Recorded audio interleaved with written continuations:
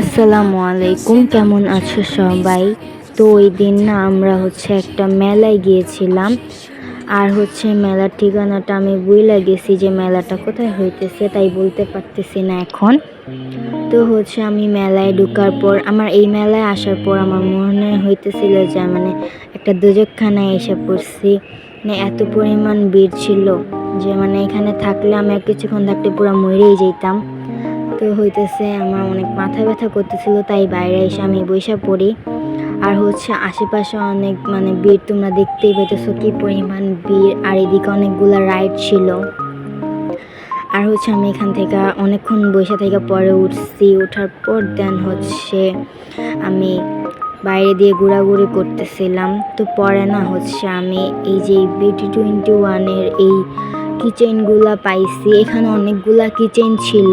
তো পরে এর আগে না আমি আরেকটা দোকানে গেছি। ওই দোকানে যাওয়ার পর উনি বলছে যে এই দোকানটায় আমি BTS-এর এই কিচেনগুলো পাইতে পারি, BT21-এর। তো এখানে আসছি পর আমি এই 4 জনেরটাই পাইছি, আর 3টা পাই নাই। তো পর আমরা ঝালমুড়ি খাইতেছিলাম। ঝালমুড়ি খাইতে খাইতে আমরা একটু সামনে আসি। তো সামনে আসার পর আমি BT21-এর এই ব্যাগটা পাওয়া যায় আর কি, বক্স বা ব্যাগ যেটাই হোক, আমি আসলে জানি না এটা কি ব্যাগ না বক্স। তো এটা দেখে আমার আম্মুকে বলছে এটা কিনা দিতে, আর আম্মু কিনা দিচ্ছে এটা আমাকে। তো পর আমি এদিকে আইসা আবার আমি চাপটি খাইতেছিলাম। আর এখানে অনেকগুলা ভর্তা ছিল, আমি গুনছি কিন্তু আমার মনে নাই। আর এখানে অনেক আন্টি ব্যাসলাইট, ছেলেদের রিং, মেয়েদের রিং দেন সবই পাওয়া যাইতেছিল। তো পর আমি আর ভিডিও করার জন্য কিছু পাইতেছিলাম না।